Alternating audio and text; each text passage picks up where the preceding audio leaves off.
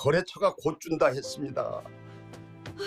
믿고 기다렸는데 야반도주 했습니다. 집사람이 물었습니다.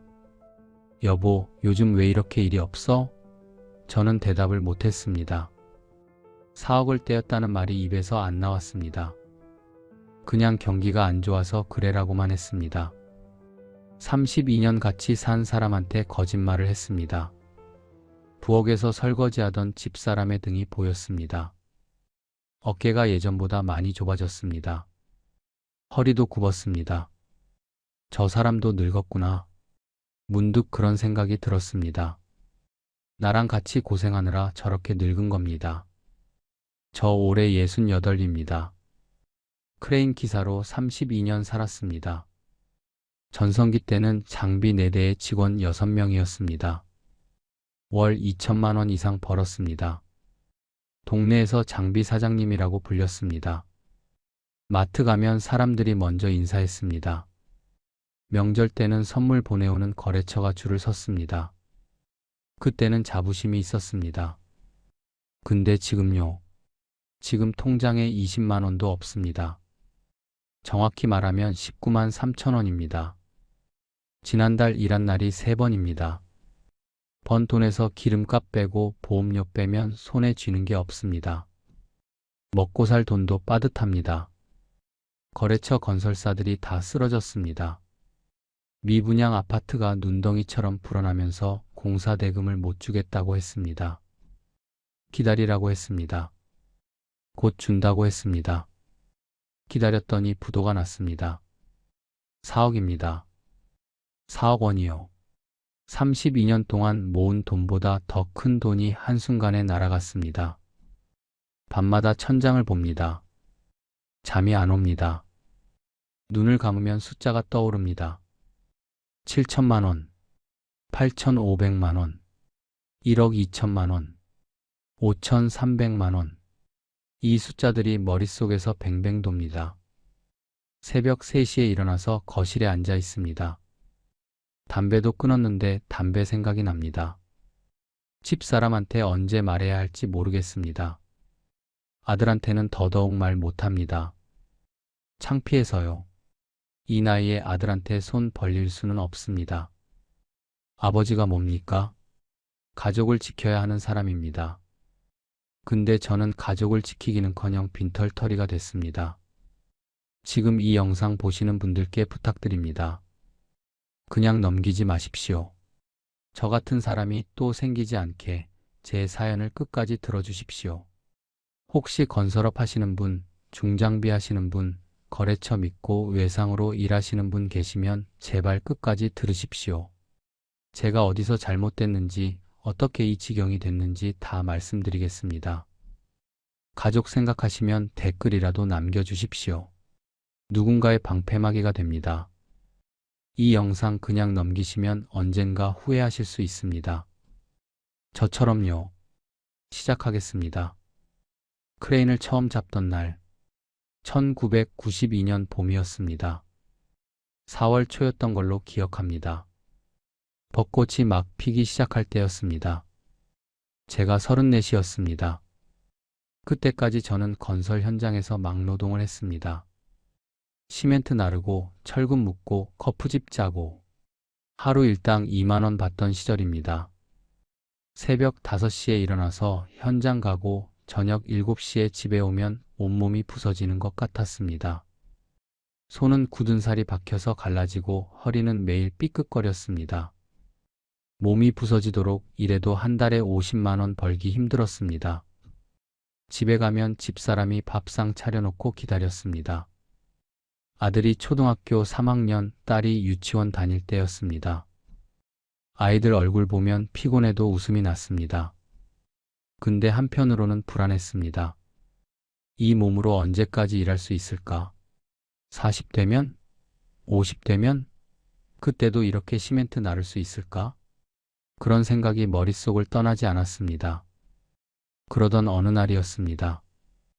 경기도 안산반월공단 옆 현장이었습니다. 공장 증축 공사였는데 규모가 꽤 컸습니다. 점심시간에 그늘에 앉아서 도시락 먹고 있었습니다. 그때 크레인 기사 한 분이 옆에 오셔서 앉았습니다.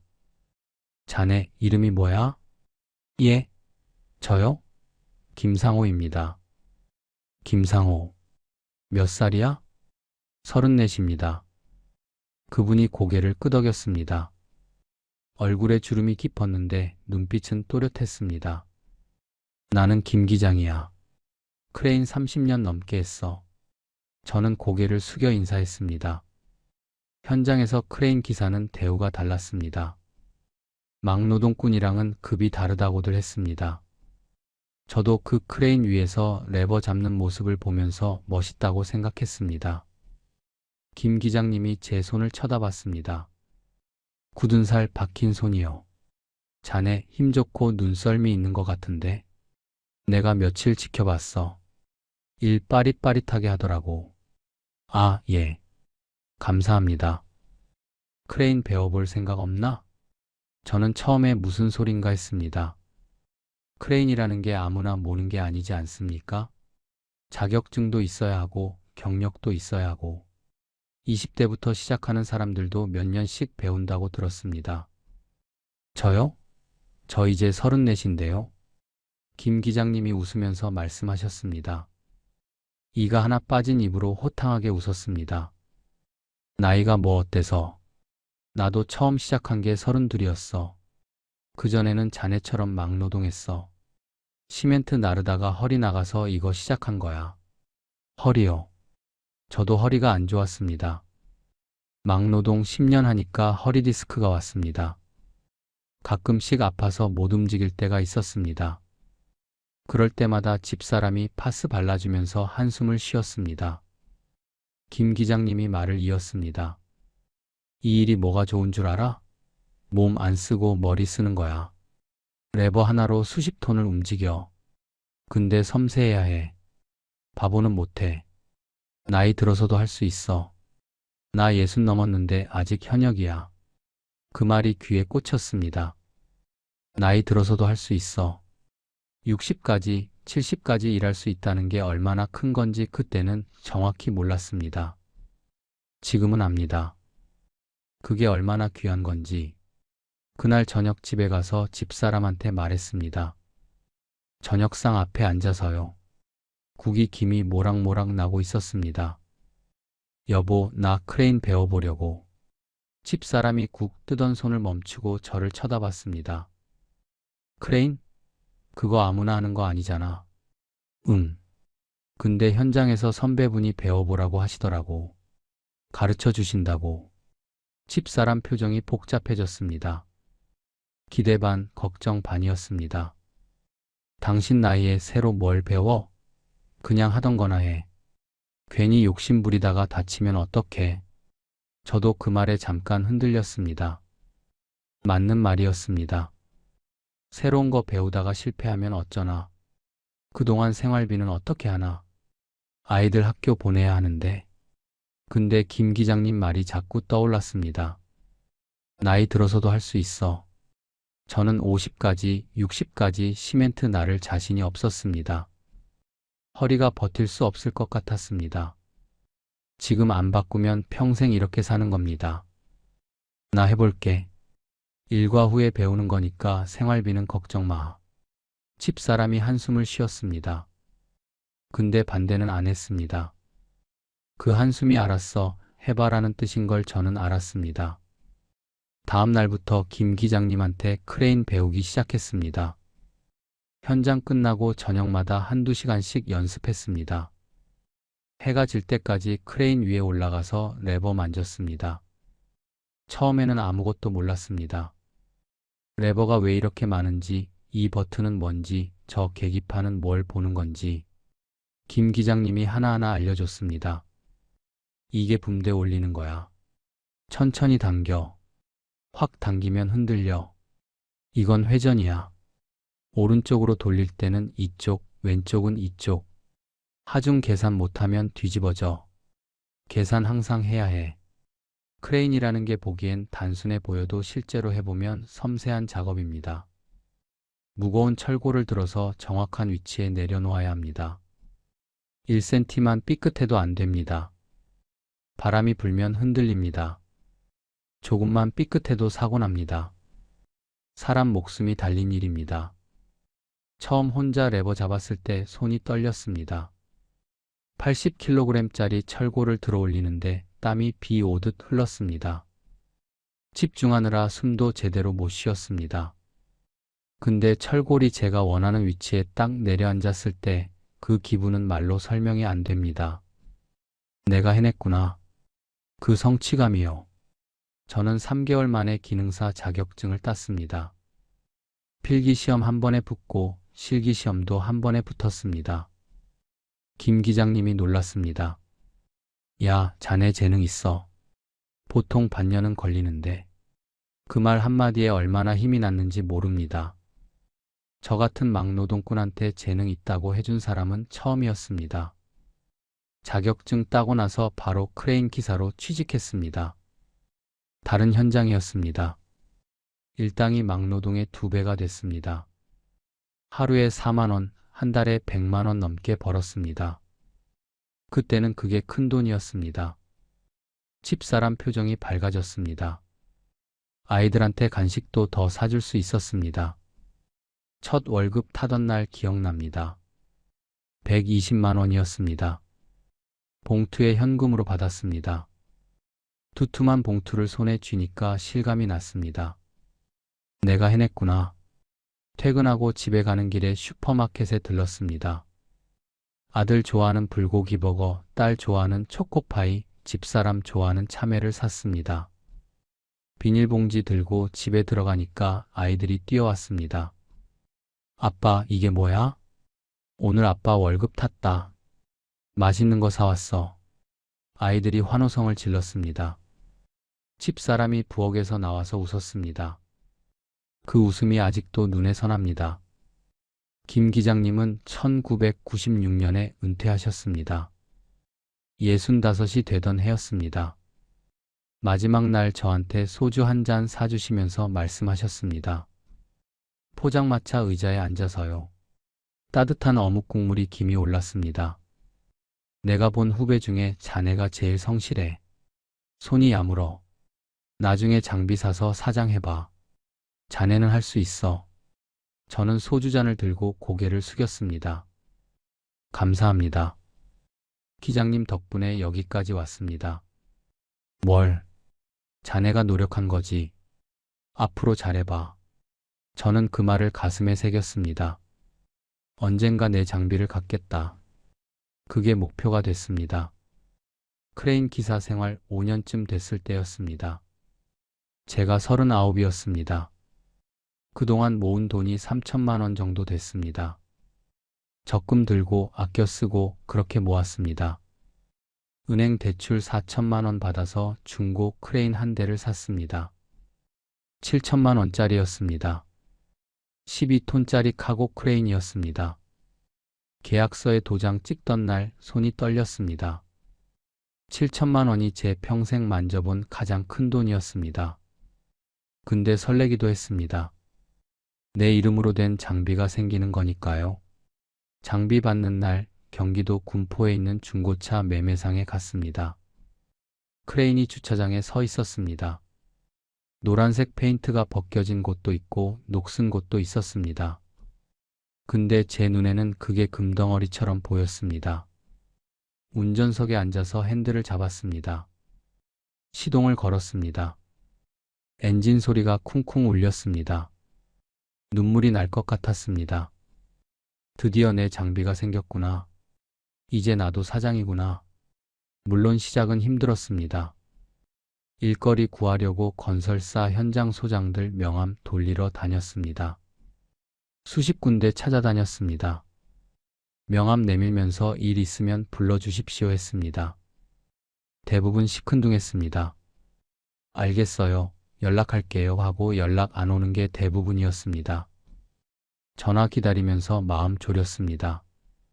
핸드폰 들여다보면서 왜 안 오나 했습니다. 근데 조금씩 일이 들어왔습니다. 입소문이 났습니다. 저 사람 일 깔끔하게 한다는 소문이요. 저는 정직하게 일했습니다. 절대 날림으로 안 했습니다. 시간 더 걸려도 제대로 했습니다. 안전사고 한 번 안 냈습니다. 그게 제 자부심이었습니다. 그렇게 2년이 지났습니다. 대출 다 갚고 장비 2대로 늘렸습니다. 직원도 1명 썼습니다. 2000년도에 접어들면서 건설 경기가 좋아지기 시작했습니다. 분당 신도시 이후로 수도권 개발이 쏟아졌습니다. 일이 넘쳤습니다. 전화가 하루에 대여섯 통씩 왔습니다. 그때부터였습니다. 제 인생의 전성기가 시작된 게요. 전성기 월 2천만 원 시대. 2004년입니다. 제가 46이 됐습니다. 그때 저는 장비 4대에 직원 6명을 거느린 장비 사장님이었습니다. 크레인 2대, 스카이 1대, 고소작업차 1대. 현장마다 필요한 장비가 달라서 종류를 늘렸습니다. 직원들은 다 젊은 친구들이었습니다. 30대 초중반이요. 제가 기술 가르쳐 줬습니다.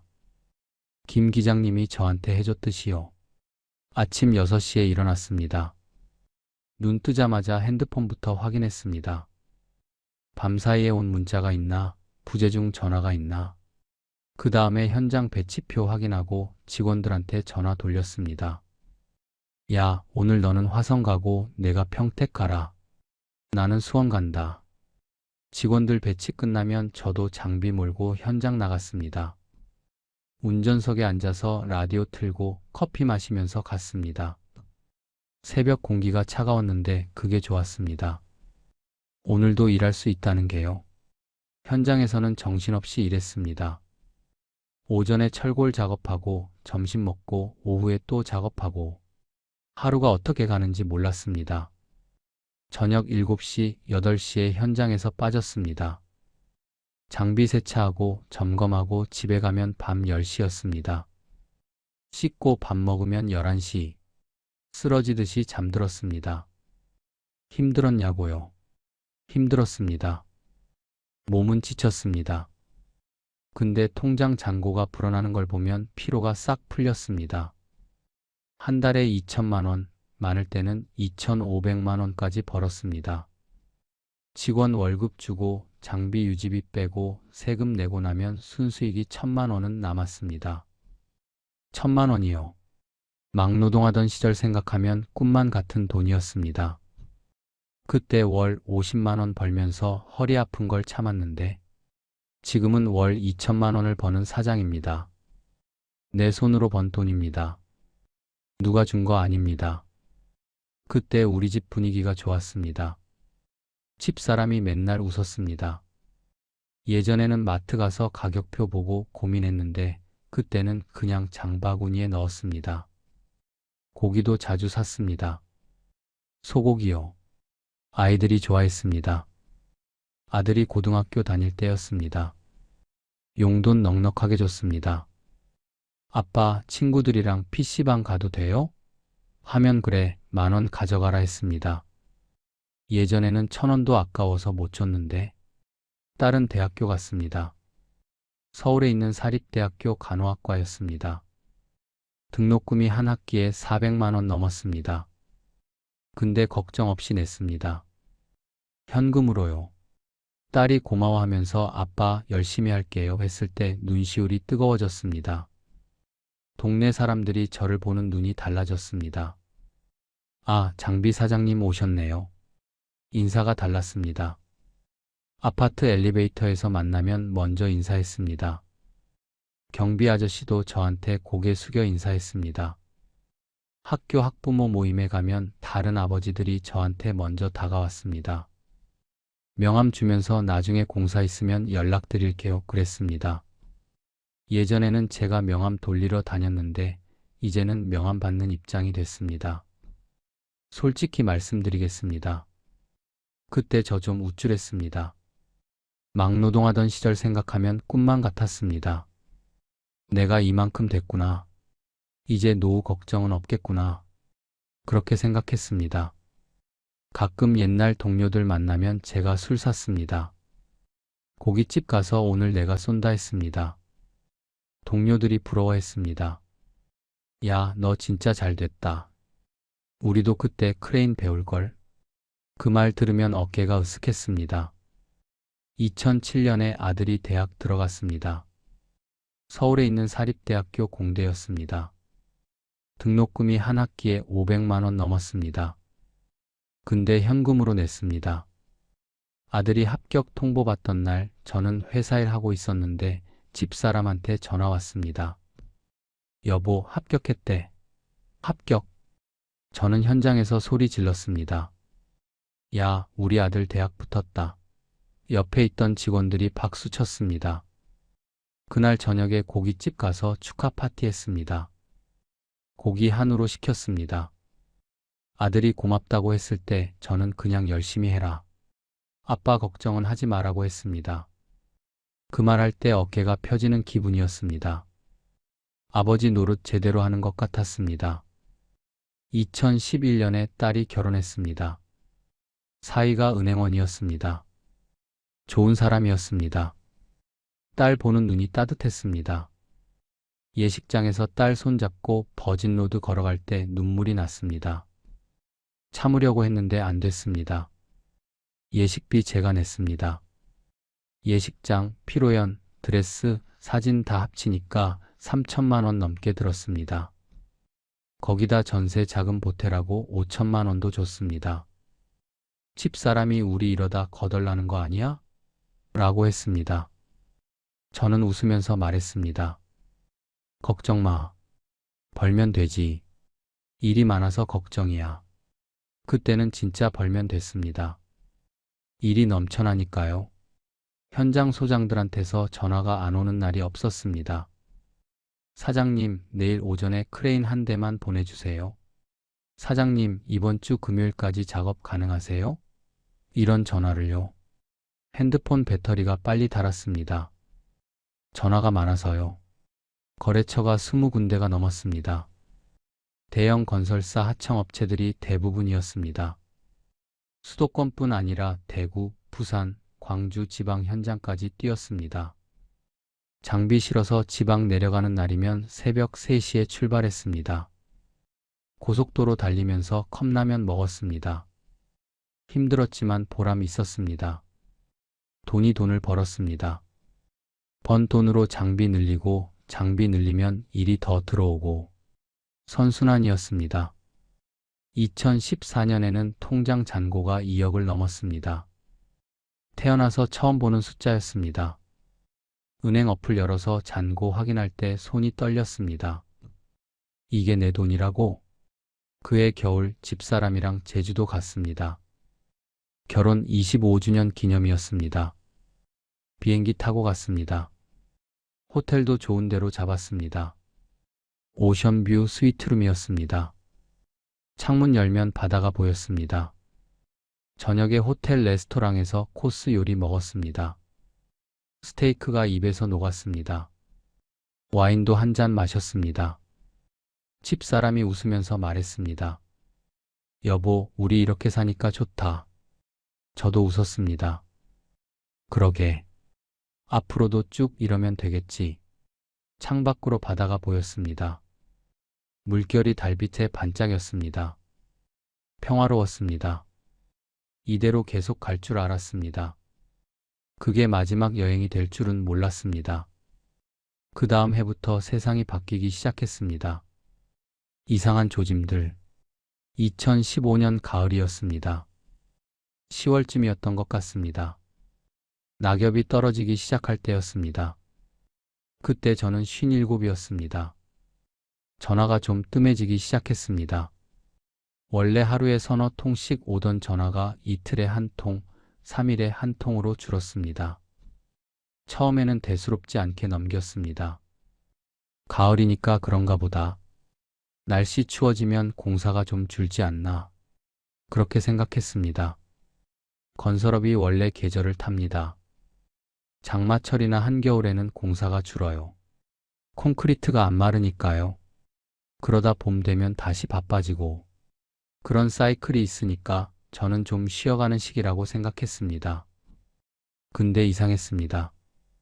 11월이 되어도 전화가 안 늘었습니다. 12월도 마찬가지였습니다.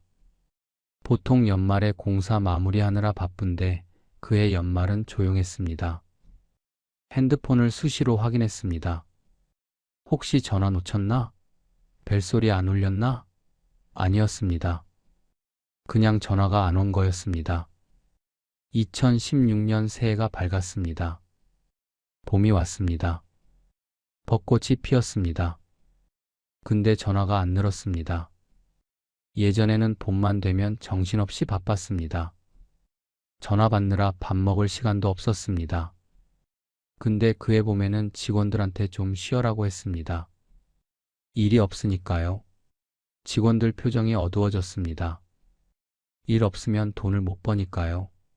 근데 직원들이 쉬면 월급은 나갑니다. 기본급은 줘야 하니까요. 그리고 장비 할부금은 매달 나가고 보험료도 나가고 주차비도 나가고 고정비가 있습니다. 돈이 빠져나가기 시작했습니다. 통장 잔고가 조금씩 줄었습니다. 2억이던 게 1억 9천이 되고 1억 8천이 됐습니다. 매달 2, 3천만 원씩 나가는데 들어오는 건 1,000만 원도 안 됐습니다. 그때 뉴스에서 처음 들었습니다. 지방 아파트 미분양 급증. 대구, 부산, 광주에서 새 아파트가 안 팔린다는 거였습니다. TV 보면서 저는 에이, 나랑 무슨 상관이야 라고 생각했습니다. 제 거래처는 수도권 위주였으니까요. 지방이야 원래 안 좋지 않나. 그냥 그렇게 넘겼습니다. 근데 그게 상관이 있었습니다. 지방이 막히니까 지방에서 일하던 건설사들이 수도권으로 올라왔습니다. 경쟁이 심해졌습니다. 공급은 늘었는데 수요는 그대로였습니다. 자연히 단가가 깎이기 시작했습니다. 예전에는 하루 일당이 80만 원이었습니다. 그게 기본이었습니다. 근데 어느 날 현장 소장이 전화해서 이러는 겁니다. 사장님, 이번 건은 좀 깎아주셔야 할 것 같아요. 요즘 다른 데는 60만 원에도 한다던데요. 처음에는 황당했습니다. 뭐요? 60만 원이요? 그 돈에 어떻게 일합니까? 기름값에 인건비에 남는 게 없는 수준입니다. 그건 좀 그렇습니다. 70만 원까지는 어떻습니까? 70도 좀. 65에 해주시면 바로 계약할게요. 어쩔 수 없이 65만 원에 했습니다. 안 하면 다른 데로 가니까요. 일단 받고 봐야 했습니다. 그런 일이 반복됐습니다. 사장님, 요즘 다른 데는 55만 원에 해준다던데요. 이런 말이 나왔습니다. 단가가 80에서 70, 65, 60으로 떨어졌습니다. 저는 품질로 승부한다고 생각했습니다. 싸게 하는 데보다 내가 일 잘하니까 나를 찾겠지. 그렇게 믿었습니다. 근데 현실은 달랐습니다. 건설사들도 돈이 없으니까 싼 데로 갔습니다. 품질? 그건 여유 있을 때 따지는 겁니다. 지금은 다 살기 힘드니까요. 2017년에 처음으로 장비 한 대를 팔았습니다. 스카이 차량이었습니다. 유지비가 너무 나가니까요. 놀려두면 감가상각만 되고 보험료는 나가고 세금은 나가고. 그래서 중고로 팔았는데 산값의 반도 못 받았습니다. 9천만 원에 샀던 걸 4천만 원에 팔았습니다. 5천만 원을 손해본 겁니다. 가슴이 아팠습니다. 내가 힘들게 모은 돈으로 산 장비인데 그걸 헐값에 넘겨야 하니까요. 직원도 2명 줄였습니다. 한 명은 제가 10년 넘게 같이 일한 후배였습니다. 박 기사였습니다. 나이가 40대 중반이었는데 집에 아이가 둘 있었습니다. 큰애가 중학생, 작은애가 초등학생이었습니다. 박 기사 부르기가 힘들었습니다. 일주일 고민했습니다. 뭐라고 말해야 하나. 근데 회사 상황이 안 좋으니까 어쩔 수 없었습니다. 박 기사, 미안한데 당분간 같이 못하겠다. 박 기사가 잠깐 아무 말 없이 서 있었습니다. 표정이 굳어 있었습니다. 눈빛에 실망이 보였습니다. 근데 아무 말 안 했습니다. 네, 알겠습니다. 고개만 끄덕이고 짐 싸서 나갔습니다. 등 돌리고 걸어가는 뒷모습을 보면서 속이 쓰렸습니다.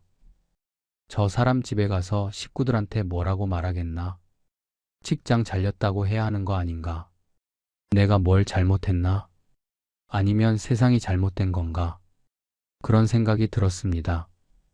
2018년이 되니까 분위기가 더 안 좋아졌습니다. 현장 소장들 만나면 다들 한숨이었습니다. 요즘 진짜 힘들어요. 우리도 일이 없어요. 그런 말만 했습니다. 건설사들 사이에서 PF 대출 막혔다는 얘기가 돌았습니다. PF가 뭔지 저는 잘 몰랐습니다. 물어보니까 부동산 개발할 때 받는 대출이라고 하더라고요. 땅 사고, 설계하고, 인허가 받고, 공사 시작하기까지 돈이 많이 드는데 그 돈을 은행에서 빌리는 거라고요. 근데 그게 막혔다는 겁니다. 은행에서 안 빌려준다고요. PF가 막히니까 신규 공사 자체가 줄어들었습니다. 새 현장이 안 시작됐습니다. 기존 현장만 겨우겨우 돌아가는 상황이었습니다. 그래도 저는 버텼습니다. 2억 넘게 있던 통장이 1억 5천으로 줄고 또 1억으로 줄고 또 5천만 원으로 줄었습니다. 근데 이 정도면 괜찮아라고 생각했습니다. 곧 경기가 살아나겠지. 정부에서 뭔가 대책을 내겠지. 그런 기대를 했습니다. 그때 한 가지 실수를 했습니다. 거래처 건설사들한테 외상을 줬습니다. 전화가 왔습니다. 오래 거래하던 건설사 담당자였습니다. 사장님, 이번 달 자금 사정이 좀 빠듯해서요. 다음 달에 몰아서 드릴게요. 처음에는 일이 그렇게 돌아가려니 했습니다. 오래 거래한 데니까 믿었습니다.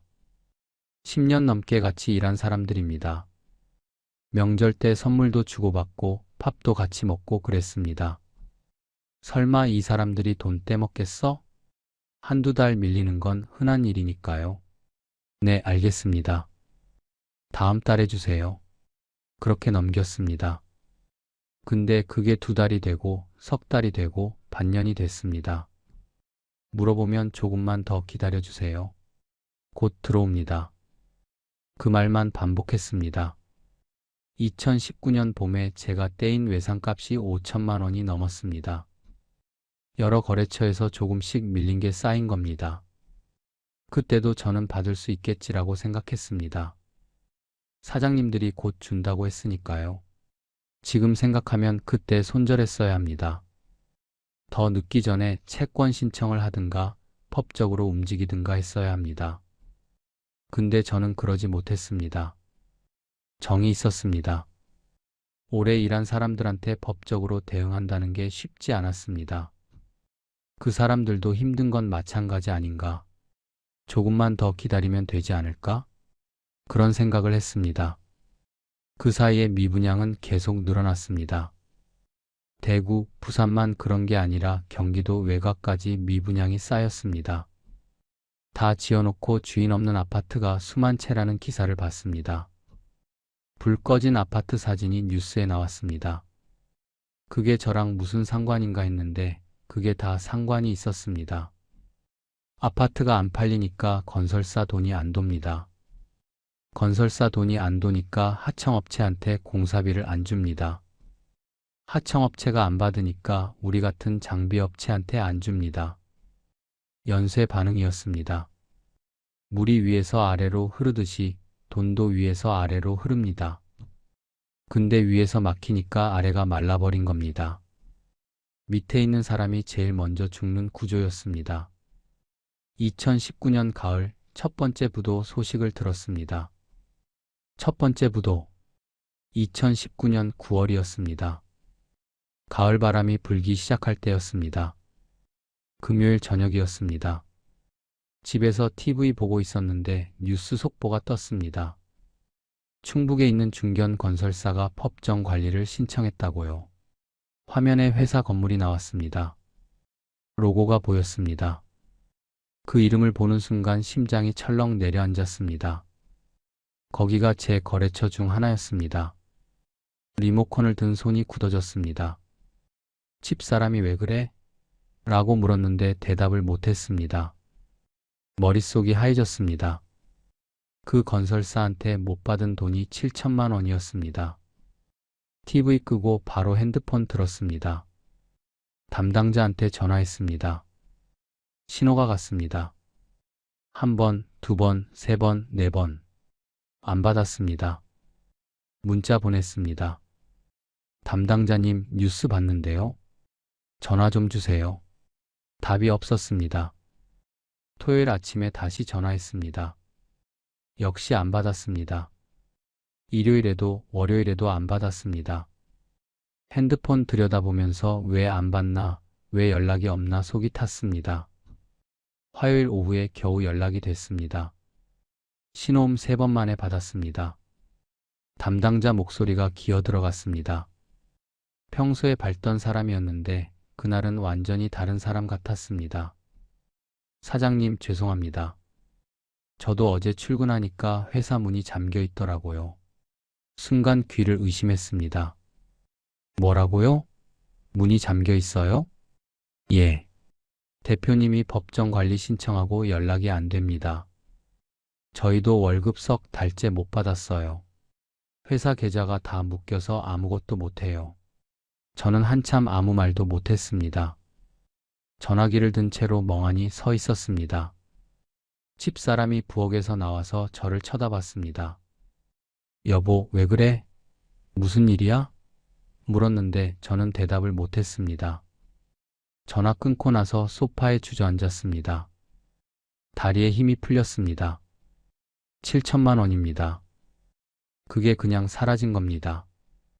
법정 관리가 뭔지 아십니까? 회사가 부도 위기에 처하면 법원이 관리를 하는 겁니다. 채권자들이 돈 받으려고 난리치는 걸 일단 막고 회사를 살릴 수 있나 검토하는 거예요. 근데 이 과정에서 채권 순위라는 게 있습니다. 은행이 1순위, 세금이 그 다음, 직원 월급이 그 다음. 우리 같은 영세업체 미수금은 제일 후순위입니다. 후순위가 뭔 뜻인지 아십니까? 돈 받을 가능성이 거의 없다는 뜻입니다. 회사 자산 팔아서 앞순위 다 갚고 남으면 주는 건데 남는 경우가 거의 없습니다. 법정 관리 들어가면 10중 8구는 못 받습니다. 그날 밤 잠을 못 잤습니다. 침대에 누워서 천장만 바라봤습니다. 집사람이 옆에서 자고 있었는데 뒤척이다가 깰까봐 조심했습니다. 일어나서 거실로 나왔습니다. 소파에 앉아서 어둠 속에 멍하니 있었습니다. 머릿속으로 계산했습니다. 통장에 남은 돈이 4천만 원. 거기서 이번 달 직원 월급 주고 장비 할부 내고 보험료 내면 남는 게 2천만 원도 안 됩니다. 그리고 아직 못 받은 외상이 다른 거래처들한테도 있습니다. 그것까지 떼이면 계산이 안 됐습니다. 숫자가 머릿속에서 뱅뱅 돌았습니다. 목이 막혔습니다. 숨이 제대로 안 쉬어졌습니다. 다음 날부터 다른 거래처들한테 연락했습니다. 혹시 밀린 거 이번에 좀 정리해 주실 수 있을까요? 대부분 비슷한 대답이었습니다. 지금 우리도 자금이 안 돌아서요. 좀만 더 기다려 주세요. 기다리라고요.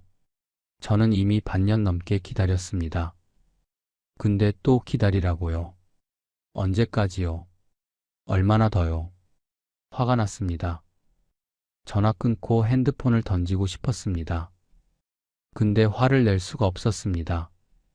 화를 내면 거래가 끊어집니다. 거래가 끊어지면 앞으로 일도 못 받습니다. 저는 속으로만 사귀면서 네, 알겠습니다라고 했습니다. 목소리가 떨렸는지 상대방이 물었습니다. 사장님, 괜찮으세요? 저는 네, 괜찮습니다라고 했습니다. 괜찮지 않았습니다. 전혀 괜찮지 않았습니다. 그 후로 석 달 동안 전전긍긍했습니다. 뉴스가 무서웠습니다. 또 어디가 부도났다는 소식이 나올까 봐요. 건설업 관련 기사만 보면 가슴이 두근거렸습니다. 심장이 벌렁벌렁 뛰었습니다. 뉴스 볼 때마다 건설사 이름을 확인했습니다. 내 거래처는 아니지? 다행히 아니다. 이번에는 넘어갔다. 그런 안도와 불안의 연속이었습니다. 2020년 새해가 밝았습니다.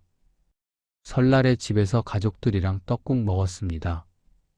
아들이랑 딸이랑 다 왔습니다. 웃고 떠드는데 저만 마음이 무거웠습니다. 웃음이 안 나왔습니다. 집사람이 여보, 왜 그렇게 말이 없어? 라고 했는데 저는 아니야, 피곤해서 그래라고 했습니다. 또 거짓말을 했습니다. 새해 계획? 없었습니다. 예전에는 올해는 장비 한 대 더 늘려야지 이런 계획이 있었습니다. 근데 그 해는 아무것도 없었습니다. 그냥 버티자. 그게 전부였습니다. 그러던 2020년 3월입니다. 코로나가 터졌습니다. 처음 뉴스에서 코로나 얘기 나왔을 때는 뭔가 했습니다. 중국에서 바이러스가 퍼진다고요. 우한이라는 도시에서 시작됐다고요. 저는 에이, 중국 얘기지. 우리랑 상관 있나라고 생각했습니다. 근데 그게 한 달도 안 돼서 한국에 들어왔습니다. 대구에서 확진자가 쏟아졌습니다. 전국이 난리가 났습니다. 마스크 사려고 줄 서고 손 세정제가 품절 나고 세상이 뒤집어졌습니다. 건설업이랑 상관없을 줄 알았습니다. 공장 돌리는 것도 아니고 사람 많이 모이는 것도 아니고. 근데 그게 아니었습니다. 코로나 터지면서 세상 모든 게 멈췄습니다. 공사 현장도 멈췄습니다. 현장 폐쇄령이 내려왔습니다. 확진자 나오면 현장 전체가 2주씩 셧다운됐습니다. 수백 명이 일하는 현장이 한 명 때문에 다 멈추는 겁니다. 공사 기간이 늘어졌습니다. 기간이 늘어지면 비용이 늘어납니다. 건설사들은 더 쪼들렸습니다. 그 와중에 두 번째 부도 소식이 터졌습니다. 2020년 7월이었습니다. 이번에는 경기도에 있는 중소건설사였습니다. 거래한 지 8년 됐는데 거기도 부도 났습니다. 뉴스에서 먼저 봤습니다. 핸드폰에 뜬 알림으로요. 건설 법정 관리 신청. 손이 떨렸습니다. 또야? 또 당하는 거야? 거기서 못 받은 돈이 8,500만 원이었습니다. 7천만 원 다음에 8,500만 원입니다. 두 번 합치면 1억 5,500만 원입니다. 이쯤 되니까 무감각해질 법도 한데 아니었습니다. 첫 번째보다 더 충격이 컸습니다. 두 번 연속으로 당하니까요. 내가 재수가 없는 건가 아니면 다 이러는 건가 싶었습니다. 알아보니까 다 그랬습니다. 장비하는 사람들, 자재 납품하는 사람들, 인테리어 하는 사람들 다 돈 못 받고 있었습니다. 저만 당하는 게 아니었습니다. 근데 그게 위안이 됩니까? 안 됩니다. 남들도 힘들다고 내 돈이 돌아오는 게 아닙니다. 내 통장은 텅 비어가고 있었습니다. 그해 여름은 덥고 습했습니다. 장마가 길었습니다. 비가 계속 왔습니다. 현장이 다 물에 잠겼습니다. 일이 더 없었습니다. 저는 집에서 TV만 봤습니다. 뉴스 보다가, 드라마 보다가, 또 뉴스 보다가. 집사람이 좀 나가서 바람 쐬고 와라고 했는데 나갈 기운이 없었습니다. 소파에 누워서 천장만 봤습니다. 뭔가 해야 하는데 뭘 해야 할지 모르겠었습니다. 머릿속에 안개가 낀 것 같았습니다. 생각이 안 됐습니다. 그냥 멍하니 있었습니다. 연쇄 붕괴. 2021년부터 2023년까지 그 3년이 지옥이었습니다. 코로나가 끝나면 좀 나아지겠지 했습니다. 사람들이 그랬습니다. 코로나만 끝나면 경기가 살아날 거라고요. 저도 그 말 믿었습니다. 조금만 더 버티면 된다. 조금만 더. 근데 코로나 끝나니까 더 나빠졌습니다. 2022년에 금리가 올랐습니다. 한국은행에서 기준금리를 올렸다고 뉴스에 나왔습니다.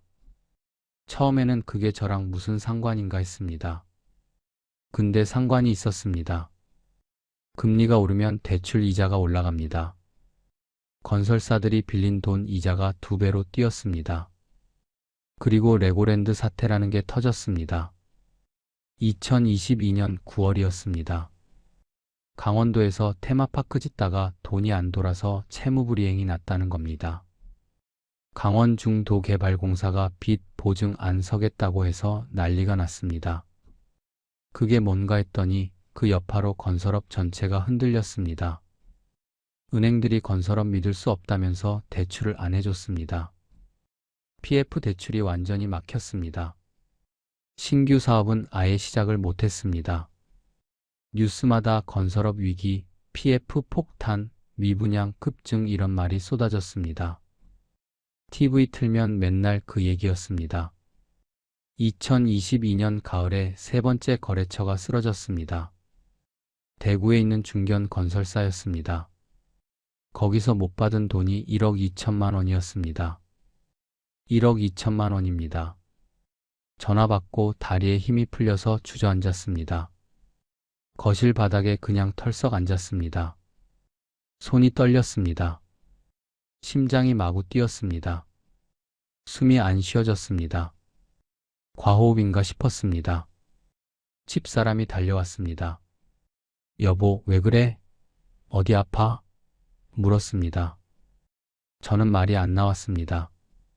입을 벌렸는데 소리가 안 났습니다. 그 건설사 대표가 저한테 맨날 그랬습니다. 황 사장이라고 저보다 5살 위였습니다. 김 사장님, 우리 오래 가자. 내가 사장님 일 좋아해. 일 깔끔하게 하니까. 밥도 사주고 술도 사주고 명절 때 선물도 보내고 좋은 사람이라고 생각했습니다. 근데 그 사람이 야반도주를 했습니다. 회사 부도 내고 해외로 도망갔다는 소문이 돌았습니다. 베트남으로 갔다는 말도 있고 필리핀으로 갔다는 말도 있었습니다. 사실인지 아닌지는 모릅니다. 근데 연락이 안 됐습니다. 전화번호가 없어졌습니다. 카카오톡도 탈퇴돼 있었습니다.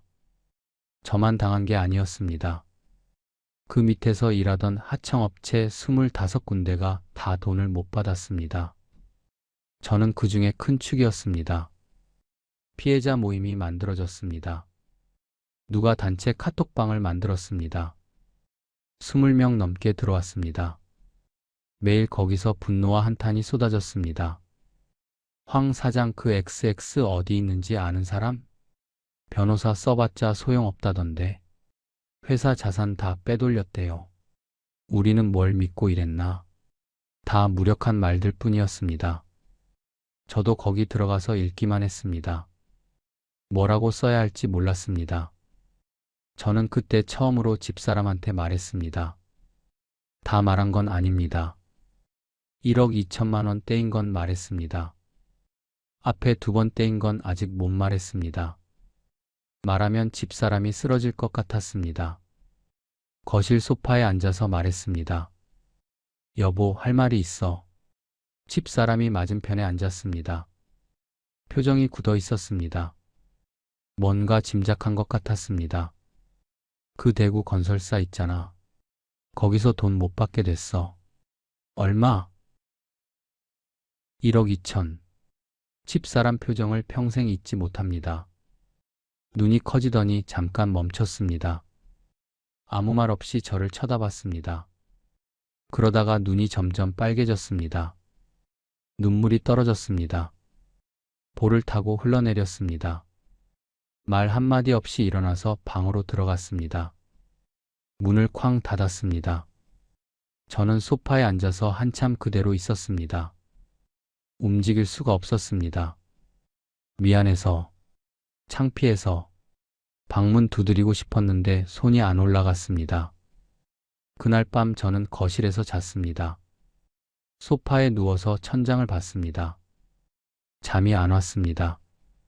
다음날 아침에 집사람이 나왔습니다. 얼굴이 퉁퉁 부어 있었습니다. 밤새 울었나 봅니다. 눈이 토끼처럼 빨갛습니다. 저한테 물었습니다. 목소리가 갈라져 있었습니다. 다른 건 없어요? 나한테 숨기는 거. 저는 잠깐 망설였습니다. 지금 다 말해야 하나? 7천만 원, 8,500만 원도 말해야 하나? 근데 집사람 얼굴을 보니까 도저히 말이 안 나왔습니다. 지금 이 상태에서 더 말하면 집사람이 진짜 쓰러질 것 같았습니다. 없어. 이거 하나야. 또 거짓말을 했습니다. 30년 넘게 산 사람한테 제 인생에서 가장 비겁한 순간이었습니다. 그 거짓말이 나중에 더 큰 문제가 됐습니다. 2023년에 네 번째 부도가 났습니다. 이번에는 경기도 평택에 있는 건설사였습니다. 거래한 지 5년 됐습니다. 거기 담당자가 착한 사람이었습니다. 이 과장이라고 30대 중반 청년이었습니다. 항상 저한테 사장님, 감사합니다. 인사 잘하던 사람이었습니다. 그 회사도 법정 관리 들어갔습니다. 이 과장한테 전화했더니 목소리가 울먹였습니다. 사장님, 저도 월급 3달째 못 받았어요. 퇴직금도 못 받을 것 같아요. 죄송합니다. 그 말 듣고 화가 나지 않았습니다. 그냥 허탈했습니다. 이 사람도 피해자구나. 못 받은 돈이 5,300만 원이었습니다. 이쯤 되니까 무감각해졌습니다. 처음에는 7천만 원대이고 며칠 잠을 못 잤습니다. 밤새 뒤척이면서 어떻게 하나 생각했습니다. 근데 네 번째 되니까 또 그렇구나 이런 생각이 들었습니다. 감각이 무뎌진 겁니다. 좋은 게 아닙니다. 그냥 너무 당하니까 느낄 힘도 없어진 겁니다. 마취된 것처럼 아픈 줄도 모르는 겁니다. 2023년 말 기준으로 제가 못 받은 돈을 정리해 봤습니다. 종이에 적었습니다. 첫 번째 거래처 7천만 원, 두 번째 거래처 8,500만 원, 세 번째 거래처 1억 2천만 원, 네 번째 거래처 5,300만 원, 기타 잔금 미수금 3,200만 원, 합계 3억 6천만 원입니다. 숫자를 적고 나서 한참 멍하니 봤습니다. 3억 6천만 원. 제가 30년 일해서 번 돈보다 많은 금액입니다. 그게 그냥 사라진 겁니다. 종이처럼 날아간 겁니다. 거기다 그동안 장비 유지비, 직원 월급, 대출 이자로 나간 돈까지 합치면 제가 잃은 돈이 4억은 넘습니다. 장비는 4대에서 1대로 줄었습니다. 직원은 1명도 안 남았습니다. 이제 저 혼자입니다. 65살 노인 하나가 크레인 1대 들고 남은 겁니다. 통장 잔고요. 2023년 연말에 확인했을 때 87만 원이었습니다. 은행 어플 열어서 숫자 보고 웃음이 났습니다. 쓴 웃음이요. 이게 내 인생이구나. 대기소의 하루. 2024년 새해가 밝았습니다. 제가 66이 됐습니다. 저는 그해 1월부터 매일 새벽에 대기소로 나갔습니다. 경기도 광명에 있는 중장비 대기소입니다. 고속도로 나들목 근처에 넓은 공터가 있는데 거기에 중장비들이 줄지어 서 있습니다. 크레인, 굴착기, 덤프트럭, 고소작업차. 일 없이 쉬는 장비들입니다. 거기 가면 저 같은 장비 기사들이 모입니다. 일 없는 사람들이 앉아서 전화 오기만 기다립니다. 20명, 30명씩 모입니다. 다들 표정이 어둡습니다. 새벽 5시 반에 집을 나섭니다. 아직 해가 안 떴습니다. 하늘이 남색입니다. 찬바람이 뺨을 때립니다. 숨을 쉬면 입김이 나옵니다. 장갑 끼고 패딩 입어도 춥습니다. 차 몰고 대기소에 가면 이미 사람들이 있습니다. 70 넘은 어르신도 있고 50대 젊은 사람도 있습니다. 다들 차 안에 앉아서 히터 틀고 있거나 밖에 나와서 담배 피우고 있습니다. 저는 차에서 내려서 자판기로 갑니다. 300원짜리 커피 뽑습니다. 뜨거운 종이컵을 손으로 감쌉니다. 그 온기가 좋습니다. 호호 불면서 마십니다. 커피 맛은 별로입니다. 물 탄 것 같습니다. 근데 그래도 마십니다. 따뜻하니까요. 담배 피우는 사람은 담배 피웁니다. 저는 끊어서 안 피웁니다. 담배 연기 냄새가 나면 피우고 싶은 마음이 올라옵니다. 30년 피운 담배를 끊은 지 1년 됐는데 아직도 생각납니다. 다들 말이 없습니다. 할 말이 없으니까요. 가끔 누가 말을 겁니다. 어제 일 나갔어? 아니, 일주일째 집에만 있어. 나도. 그런 대화가 전부입니다. 그러다 또 조용해집니다. 각자 핸드폰 들여다봅니다. 전화 오나 확인합니다. 저도 핸드폰을 봅니다. 화면이 깜깜합니다. 알림이 없습니다. 1시간 지나도 안 옵니다. 2시간 지나도 안 옵니다. 해가 뜹니다. 아침이 됩니다. 그래도 안 옵니다. 10시쯤 되면 슬슬 포기 분위기가 됩니다. 오늘도 안 되나 보다. 하나둘씩 차 몰고 갑니다. 어디 가냐고요? 그냥 집에 갑니다. 아니면 다른 대기소로 갑니다. 거기도 마찬가지지만요. 저는 좀 더 버팁니다. 점심때까지 기다려봅니다. 점심 되면 편의점 갑니다. 삼각김밥 하나 사 먹습니다. 참치 마요네즈요. 2,500원입니다. 그거랑 물 한 병이면 점심 끝입니다. 예전에는 현장에서 점심으로 설렁탕, 순대국 이런 거 먹었습니다. 10,000원짜리요. 배부르게 먹고 일했습니다. 지금은 삼각김밥 하나입니다. 그래도 배고프지는 않습니다. 나이 드니까 많이 안 먹어도 됩니다. 오후에도 전화 안 오면 저녁 5시, 6시쯤 집에 갑니다. 하루 종일 앉아 있다가 빈손으로 집에 갑니다. 집사람이 물어봅니다. 오늘은 일 있었어? 저는 고개를 젓습니다. 아무 말 안 합니다. 집사람도 아무 말 안 합니다. 한숨만 쉽니다. 저녁 먹을 때도 말이 없습니다. 숟가락 소리만 납니다. TV 켜놓고 뉴스 봅니다. 근데 뭘 보는 건지 모르겠습니다. 화면만 지나갑니다. 식사 끝나면 집사람은 방으로 들어갑니다. 저는 거실에 앉아 있습니다. 핸드폰 충전하면서요. 내일은 전화 오겠지. 그 생각을 합니다. 그런 날이 반복됐습니다. 일주일에 한 번 일 나가면 다행이었습니다. 어떤 주는 한 번도 못 나갔습니다. 열흘 연속으로 일 없던 적도 있습니다. 하루 나가서 받는 돈이 55만 원입니다. 예전 80만 원에서 많이 깎였습니다. 그것도 내고 끝에 받는 금액입니다. 사장님, 요즘 다들 50에 해요. 55가 최선입니다. 이런 말 듣고 참으면서 합니다. 55만 원에서 기름값 빼면 손에 쥐는 게 40만 원 정도입니다. 기름이 비쌉니다. 크레인 기름값이 하루에 10만 원은 듭니다. 한 달에 3번 일하면 120만 원입니다. 근데 장비 보험료가 월 30만 원, 주차비가 월 20만 원, 기타 유지비가 월 10만 원 정도 나갑니다. 다 빼면 60만 원 남습니다. 거기서 대출 이자 40만 원 내면 20만 원 남습니다. 20만 원으로 한 달을 살아야 합니다.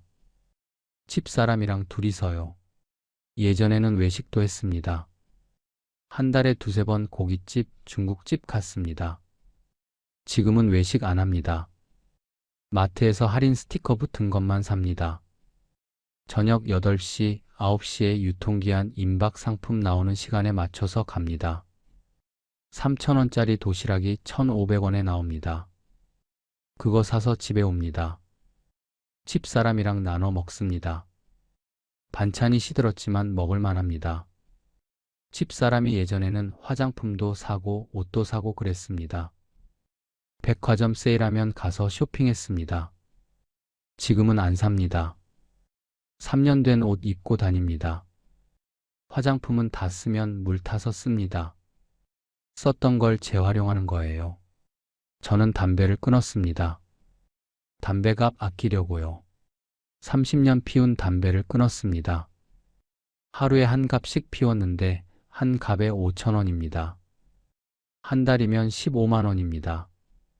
그 돈이 아까웠습니다. 처음 2주는 미칠 것 같았습니다. 손이 떨렸습니다. 짜증이 났습니다. 집사람한테 괜히 화를 냈습니다. 밥이 왜 이래? 이런 식으로요. 집사람이 당신 왜 그래? 라고 했는데 저는 아무 말 안 하고 방에 들어갔습니다. 3주 지나니까 좀 나아졌습니다. 한 달 지나니까 참을 만해졌습니다. 지금은 담배 생각 안 납니다. 가끔 피우고 싶을 때 있지만 참습니다. 대기소에서 만난 어르신 한 분이 저한테 그랬습니다. 박 기장님이라고. 그분은 70세시였습니다. 머리가 하얗고 주름이 깊었습니다. 손등에 검버섯이 있었습니다. 이 일 50년 했는데 이런 건 처음이야. 뭐가 이렇게 안 되나 몰라. 저도 그랬습니다. 저도 30년 넘게 했는데 처음입니다. 이렇게 일이 없기는요. 박 기장님이 한숨을 쉬었습니다. 담배 연기를 후 내뿜었습니다. 젊을 때 좀 모아둘걸. 이 나이에 이러고 있으니까 서럽다. 손주들한테 용돈도 못 주겠어. 저도 같은 생각이었습니다. 왜 더 안 모았을까? 왜 외상을 줬을까? 왜 그때 손절을 못했을까? 후회만 밀려왔습니다. 대기소에는 불문율이 있습니다. 서로 돈 얘기는 안 합니다. 누가 얼마 떼었는지, 빚이 얼마인지 안 물어봅니다. 다 사정이 있으니까요. 물어봤자 기분만 나빠지니까요. 근데 얼굴 보면 압니다. 어떤 사람은 얼굴이 까맣게 탔습니다. 잠을 못 자서 그런 겁니다. 다크서클이 턱까지 내려왔습니다. 어떤 사람은 손이 떨립니다. 파킨슨병인가 싶었는데 아닙니다. 스트레스 때문입니다. 어떤 사람은 말을 안 합니다. 하루 종일 한마디도 안 하고 차 안에 앉아 있습니다. 저도 그런 사람 중 하나였습니다. 어느 날이었습니다. 4월 초였습니다. 벚꽃이 피기 시작할 때였습니다. 오후 3시쯤 됐는데 전화가 왔습니다. 핸드폰이 울렸을 때 심장이 뛰었습니다. 누구지? 번호를 보니까 오래전에 일했던 현장 소장이었습니다. 최 소장이라고 7년 전에 일하다가 연락 끊겼던 사람이었습니다. 사장님, 저 최인데요. 기억하세요? 아, 최 소장님. 오랜만이네요. 예, 오랜만이에요. 다름이 아니라 내일 오전에 가능하세요? 반나절 작업인데요. 저는 벌떡 일어났습니다. 차에 앉아 있다가 밖으로 나왔습니다. 네, 가능합니다. 어디예요? 화성 동탄입니다. 아파트 현장이에요. 가겠습니다. 몇 시까지요? 7시까지 오시면 됩니다. 전화 끊고 나서 저도 모르게 손을 모았습니다. 하늘을 봤습니다. 감사하다는 생각이 들었습니다. 일이 있다는 게요. 옆에 있던 사람이 쳐다봤습니다. 일 잡았어요? 물었습니다. 저는 고개를 끄덕였습니다. 그 사람이 좋겠네요 했습니다. 부러움이 섞인 목소리였습니다. 그날 밤 잠을 잘 잤습니다. 오랜만이었습니다. 새벽 4시에 눈이 떠졌는데 몸이 가벼웠습니다. 일할 곳이 있다는 게 이렇게 좋은 건지 몰랐습니다. 다음 날 새벽 4시 반에 출발했습니다. 아직 깜깜했습니다. 고속도로 달리면서 라디오 틀었습니다. 옛날 노래가 나왔습니다. 따라 부르면서 갔습니다. 동탄 현장에 도착하니까 7시였습니다. 현장 소장이 나와서 맞았습니다. 악수했습니다. 사장님, 오랜만이에요. 얼굴 안 변하셨네요. 최 소장님도요. 반나절 일했습니다. 철골 작업이었습니다. 오전에 4시간 일하고 점심때 끝났습니다. 30만 원 받았습니다. 현금으로요. 봉투 받아서 세어봤습니다. 5만 원권 6장. 손에 쥐니까 실감이 났습니다. 일한 대가입니다. 내가 번 돈입니다. 기름값 빼면 20만 원 남는 겁니다. 근데 그 20만 원이 그렇게 소중할 수가 없었습니다. 집에 가서 집사람한테 봉투 줬습니다. 오늘 일당이야. 집사람이 봉투 받아서 열어봤습니다. 아무 말 안 했는데 눈가가 촉촉해지는 것 같았습니다. 무너지는 가정. 2024년 여름이었습니다. 6월쯤이었습니다. 장마가 시작되기 전이었습니다. 어느 날 집사람이 서류 뭉치를 들고 왔습니다. 우편함에서 꺼낸 것 같았습니다. 갈색 봉투에 은행 로고가 찍혀 있었습니다. 집사람 얼굴이 하얗게 질려 있었습니다. 이게 뭐야? 집사람이 서류를 테이블에 내려놓았습니다. 대출 연체 통보서였습니다. 독촉장이었습니다. 글씨가 빨간색으로 긴급, 최종 통보 이렇게 찍혀 있었습니다. 저는 아무 말도 못했습니다. 입이 안 열렸습니다. 제가 숨긴 게 있었습니다. 3억 6천만 원대인 것 외에 대출이 또 있었습니다. 장비 유지하려고 은행에서 3천만 원을 빌렸습니다. 2022년에 빌린 겁니다. 그때는 일이 다시 들어오면 갚을 수 있을 줄 알았습니다. 몇 달만 버티면 된다고 생각했습니다. 근데 일이 안 들어왔습니다. 이자가 쌓였습니다. 원금은커녕 이자도 못 내는 달이 생겼습니다. 연체가 시작됐습니다. 은행에서 독촉 전화가 왔습니다. 처음에는 받았는데 나중에는 안 받았습니다. 모른 척 했습니다. 그러다 보니까 이렇게 된 겁니다. 집사람이 서류를 들여다봤습니다. 손이 떨리고 있었습니다. 한 장 한 장 넘기면서 숫자를 봤습니다. 얼굴이 점점 굳어졌습니다. 당신 나한테 얼마나 숨긴 거야? 목소리가 낮았습니다. 화가 난 게 아니었습니다. 차갑게 식어 있었습니다. 그게 더 무서웠습니다. 저는 고개를 숙였습니다. 대답을 못했습니다. 뭐라고 해야 할지 몰랐습니다. 1억 2천만 원만 떼인 거 아니었어?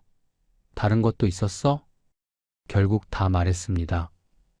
앉아서 하나하나 말했습니다. 7천만 원 떼인 거, 8,500만 원 떼인 거, 1억 2천만 원 떼인 거, 5,300만 원 떼인 거, 기타 잔금 3,200만 원, 그리고 대출 3천만 원. 숫자를 말할 때마다 집사람 얼굴이 일그러졌습니다. 눈을 감았습니다. 주먹을 쥐었습니다. 다 말하고 나니까 방 안이 조용해졌습니다. 시계 초침 소리만 들렸습니다. 밖에서 차 지나가는 소리가 멀게 들렸습니다. 집사람이 한참 아무 말 없이 서 있었습니다. 그러다가 다리에 힘이 풀렸는지 주저앉았습니다. 바닥에 털썩 앉았습니다. 울지도 않았습니다. 그냥 멍하니 앉아 있었습니다. 눈이 초점을 잃은 것 같았습니다. 우리 노후자금 다 날아간 거야? 저는 고개를 끄덕였습니다. 이 집은? 이 집도 위험해? 저는 대답을 못했습니다. 솔직히 말하면 이 집도 담보로 잡혀 있습니다. 예전에 장비 늘릴 때 집 담보로 대출받았습니다. 그건 갚았습니다. 근데 또 빌렸습니다. 일이 안 되니까 생활비 충당하려고요. 아직 못 갚은 게 있습니다. 집사람이 일어나더니 방으로 들어갔습니다. 문을 쾅 닫았습니다. 그 소리가 귀에서 울렸습니다. 그날부터 집사람이랑 말을 거의 안 했습니다. 같은 집에 사는데 남처럼 지냈습니다. 밥은 같이 먹었습니다. 집사람이 밥을 차려놓으면 저도 와서 앉았습니다. 근데 말이 없었습니다. 숟가락 소리, 젓가락 소리만 났습니다. 식사 끝나면 집사람은 방으로 들어가고 저는 거실에 앉아 있었습니다. 밤에 잘 때도 따로 잤습니다. 집사람은 방에서 자고 저는 거실 소파에서 잤습니다. 소파가 짧아서 다리를 쭉 못 뻗었습니다. 허리가 아팠습니다. 근데 방에 들어갈 수가 없었습니다. 그게 한 달쯤 계속됐습니다. 어느 날 아들한테 전화가 왔습니다. 아들이 서울에서 직장 다니고 있습니다. IT 회사에서 개발자로 일합니다. 결혼해서 손주도 하나 있습니다. 아버지, 어머니한테 무슨 일 있어요? 왜? 어머니가 요즘 전화하면 맨날 우시더라고요. 제가 물어봐도 말 안 하시고 가슴이 찔렸습니다. 집사람이 아들한테 전화해서 운다는 겁니다. 저 모르게 낮에 제가 대기소 가 있을 때 아들한테 전화해서 우나 봅니다. 아들이 말했습니다. 아버지, 혹시 돈 문제예요? 제가 도울 일 있으면 말씀하세요. 요즘 좀 여유 있어요. 저는 아니냐, 괜찮다고 했습니다. 목소리가 떨렸습니다. 참으려고 했는데 안 됐습니다. 아버지, 응, 괜찮아. 그냥 요즘 경기가 안 좋아서 그래. 어머니가 좀 걱정을 많이 해서 그런가 보다. 진짜 괜찮으세요? 제가 내려갈까요? 아니, 안 내려와도 돼. 바쁘잖아. 그냥 어머니한테 전화 자주 해라. 전화 끊고 한참 앉아 있었습니다. 아들한테 손 벌릴 수는 없습니다. 이 나이에 아들한테 돈 달라고 하면 제가 뭐가 됩니까? 아버지가 아들한테 손 벌리는 거, 그건 진짜 마지막이라고 생각했습니다. 근데 속으로는 생각했습니다. 이러다가 정말 아들한테 손 벌려야 하는 거 아닌가. 그 생각이 들었습니다. 부끄러웠습니다. 그해 가을 딸이 집에 왔습니다. 추석 때였습니다. 사위랑 손주 데리고요. 손주가 5살이었습니다. 여자애인데 이름이 서연이입니다. 눈이 맑고 웃음이 예뻤습니다. 할아버지, 서연이가 뛰어와서 안겼습니다. 안아 올렸습니다. 가볍습니다. 어린애 특유의 냄새가 났습니다. 비누 냄새, 우유 냄새. 손주 얼굴 보니까 반가웠습니다. 근데 한편으로는 비참했습니다. 예전에는 손주 오면 용돈도 주고 장난감도 사주고 그랬습니다. 백화점 가서 인형도 사주고 아이스크림도 사주고 지금은 아무것도 못 해줬습니다. 주머니가 텅 비어 있었습니다. 밥 먹을 때 딸이 눈치를 봤습니다. 뭔가 느꼈나 봅니다. 집안 분위기가 예전 같지 않으니까요. 부모가 말을 안 하니까요. 저녁 먹고 설거지할 때였습니다. 부엌에서 딸이랑 집사람이 뭐라고 얘기하는 소리가 들렸습니다. 저는 거실에서 서연이랑 놀고 있었습니다. 레고 블록 쌓으면서요. 근데 귀는 부엌 쪽으로 가 있었습니다. 엄마, 아빠 무슨 일 있어요? 엄마, 나한테 말해요. 도울 거 있으면 도울게요. 자세히는 못 들었지만 힘들다는 말이 들렸습니다. 집사람 목소리가 떨리는 게 들렸습니다. 딸이 괜찮아요, 괜찮아요 하는 것 같았습니다. 서연이가 할아버지 이거 봐요. 하면서 블록 쌓은 걸 보여줬습니다. 저는 웃어야 하는데 웃음이 안 나왔습니다. 억지로 웃었습니다. 잘했네, 우리 서연이. 딸이 떠나기 전에 저한테 봉투를 하나 줬습니다. 대문 앞에서요. 사위랑 서연이는 먼저 차에 타 있었습니다. 아버지 이거 받으세요. 갈색 봉투였습니다. 투툼했습니다. 열어보니까 현금이 들어 있었습니다. 5만 원권이 빼곡했습니다. 세어보니까 100만 원이었습니다. 저는 밀어냈습니다. 이거 왜 이래, 가져가. 너희도 쓸 데 있잖아. 딸이 고개를 저었습니다. 눈가가 빨갛습니다. 울었나 봅니다. 어머니한테 들었어요. 요즘 힘드시다고. 받으세요. 저희 괜찮아요. 우빈이 월급 잘 나와요. 아버지가 더 필요하시잖아요. 저는 그 자리에서 울 뻔했습니다. 참았습니다. 딸 앞에서 울면 안 됩니다. 아버지니까요. 마지막 자존심이었습니다. 고맙다. 딸이 저를 안았습니다. 등을 토닥거렸습니다. 괜찮아요, 아빠. 힘내요. 그 말에 눈물이 차올랐습니다. 꾹 참았습니다. 딸이 차 타고 떠났습니다. 손 흔들면서요. 서연이가 창문으로 할아버지 안녕 하고 소리쳤습니다. 저도 손 흔들었습니다. 차가 골목 모퉁이를 돌아 안 보일 때까지 서 있었습니다. 집 안에 들어가서 방에 들어가서 혼자 울었습니다. 문 닫고요. 소리 안 나대요. 베개에 얼굴을 묻고 울었습니다. 내가 뭘 했길래 딸한테 돈을 받아. 내가 줘야 하는 입장인데. 내가 아버지 노릇을 못하니까 이렇게 됐구나. 창피하고 미안하고 서러웠습니다. 남은 것들. 2025년 봄입니다. 3월입니다. 제가 67이 됐습니다. 상황은 크게 나아지지 않았습니다. 여전히 대기소에 나갑니다. 새벽 5시 반에 일어나서 나갑니다. 한 달에 4~5번 일 나가면 다행입니다. 버는 돈으로 겨우겨우 삽니다.